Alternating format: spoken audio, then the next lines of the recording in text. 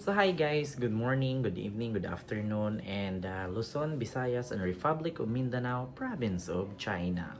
So ngayon po mga kababayan, meron po tayong reaction video na kung saan ito po ay tanong lamang.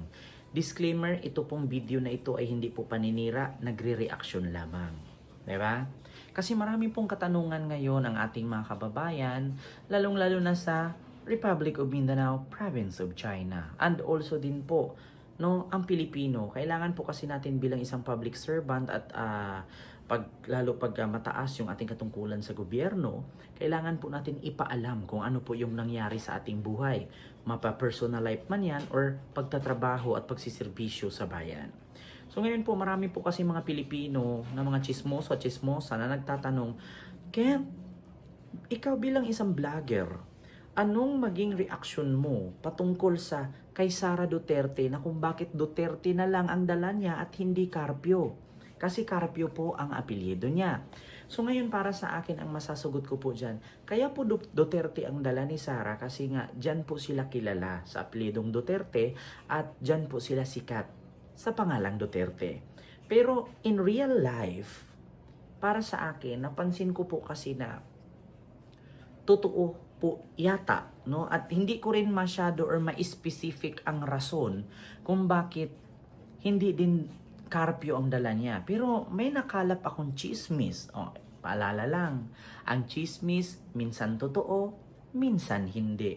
Ayon po kasi sa aking purple snake or violet na ahas or purple na ahas. Violet na nga, purple pa. Parang si Maharlika, puting ahas pero blue ang balat. Paano yun? Diba? So yun ang mga issue na nakarating sa akin bilang, nako, buti nga hindi pa ito nakarating kay OG Diaz eh. Oo, ayon kasi sa mga sabi-sabi, kaya siguro hindi na Carpio ang dala ni Sara dahil siguro naghiwalay na sila ng asawa niya. Marami din po kasing rason na mapag-isipan si Sara Duterte at ang kanyang asawa na hiwalay na sila kasi maraming pumapasok sa isipan ng tao. Una, sa apelyido, simula nung naging vice president siya, hindi na niya dala ang apelyidong Carpio, kundi Duterte na. Ngayon, sinagot po yan ng mga DDS vloggers at mga DDS supporters. Hindi po niya dala ang pagiging Carpio kasi kilala po sila sa apelyidong Duterte. So, may point naman sila. Pangalawa, meron kasing issue na kumakalat, no, sa asawa ni Sara Duterte na si Mans Carpio at sa kanyang kapatid na si Pulong or si Paulo Duterte na congressman ng Davao na kung saan sangkot ito sa illegal smuggling na droga. Kaya po sa totoo lang, isa din po siguro yun sa kadahilanan kung sakali man na naghihiwalay sila. Isa din siguro sa kadahilanan na kaya naghiwalay si Sara at kanyang asawa na si Mans Carpio dahil dun sa issue na drug smuggling na kung saan ang kapatid niya at ang kanyang asawa ay sangkot nga sa 11 billion drug smuggling. So isa din po siguro sa rason. Tapos pangalawa ngayon, meron na namang nag-send sa akin, Ken, napanood mo na ba ang video na ini-interview si Sara Duterte ng News 5 or ng TV5? No? Hindi actually TV5 ang nang-post pero hindi po si Sara Duterte ay in-interview mismo ng TV5. Bagkus pinost ng TV5. Na kung saan sabi sa akin ng naturang fans na pwede mo pang reaksyonan kasi kadalasan kasi sa mga napapanood ko na pag tinanong mo katulad kay Boy Abunda na pag tinanong sex or chocolate, sabi niya both, tapos switch on, lights on, lights off. Sabi niya, lights on, lights on. So mga ganong katanungan. Pero meron kasing tanong sa kanya doon na, sino ang pinaka-macho na lalaki sa buong Pilipinas? So ang sagot ni Sara doon, si Duterte. So bakit hindi niya sinagot na ang asawa niya ang macho? Bagkus asawa niya gwapo may abs. Oo, gwapo asawa ni Sara. Diyos ko, kung bagits-bagits lang yan, makakrush ko talaga yan. Naku, baka maagaw ko pa. Magpapakamatay na si Sara. Hindi lang las-las. Hindi lang pilay. Pagpapakamatay na siya. Kung maagaw ko yung asawa niya. Oo, so ito po yung katanungan na lights off or lights on. Fast talk with BP Sara. So ito po yun. So ito po, pakinggan nyo ha. Kasi dito po sa ayon sa nag-send sa akin, hiwalay na ba talaga sila ng asawa niya? Kasi dapat ang isagot niya doon, syempre asawa niya, pinaka-sexiest na katawan ng lalaki sa Pilipinas. E di malamang sabihin niya asawa niya. Pero ang sinagot niya si PRRD. So ito po, panoorin niyo po. And lights on, lights off. Off. Lights off. Lights off. Off, perme. Sex or chocolate? Both. Best time for sex. Grabe po na yung ana. Or, before sleep, What is love?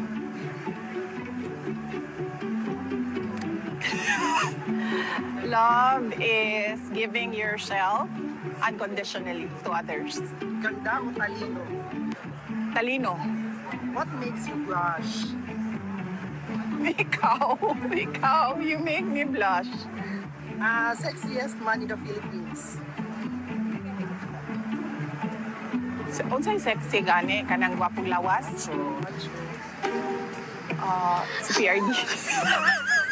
So doon pa lang, sexiest man in the Philippines. So sabi niya, ano nga ba yung sexy, yung maganda ang katawan? Sabi naman ng nag-interview, mga macho, gwapo. So bakit hindi asawa niya ang sinabi niya? Yun ang katanungan ngayon, mga kababayan, na kung bakit hindi asawa ni Sarah ang sinagot niya. Kasi nga po, para sa akin ha, according kasi sa aking chismis na nakalap, disclaimer, ang chismis may possibility totoo, may possibility hindi totoo. So ngayon po, according po kasi sa aking nakalap na chismis, na kung hiwalay na ba talaga si Sarah at kanyang asawa, para sa akin, siguro. Kasi mayroon kasing nakarating sa akin na si Sarah daw pinagpalit sa artista. Abangan yan sa sunod vlog. Tapos, kaya daw si Sarah nakipaghiwalay sa asawa, bukod sa pinagpalit daw siya sa artista, sangkot daw sa droga or drug smuggling ang asawa niya, kasama ang kapatid na si Pulong. Kaya din siguro nakipaghiwalay itong si Sarah. Basta, alam mo, meron ngang kumakalat na issue na si Sarah daw may jowang basketball player. Sabi nila baka. Ako nagsabi lang, hindi ako nagsabing galing sa akin. Sabi nila. Sino ba yung nila? Yung mga chismosa dyan, yung mga galit kay Sarah. May jowa daw itong basketball player, nasangkot nga daw di umano sa Bang Bang. Natanggalan nga daw ito ng lisensya kasi ng Bang Bang. At pinatayuan nga daw ito ni Sarah ng gasoline station. So, hindi na po natin pangalanan kasi alam nyo naman, disclaimer, ang chismis may possibility totoo, may possibility hindi. So, yun siguro ang rason na sangkot sa drugs or else may jowang artista. At ito pa, hindi lang jowa. Naanakan pa. Hindi lang jowa ha, naanakan pa yung artista na pinagpalit kay Sarah. Hindi ako sure ha. Yun lang ang narinig ko. Hindi natin pangalanan kung sino. Pero basta yun ang chismis. Chismis lang ha, chismis lang. So kayo nang bahala. Paki-comment na lang kung sino yung artista na pinalit sa kanya. Kaya alam ko mga chismoso kayo.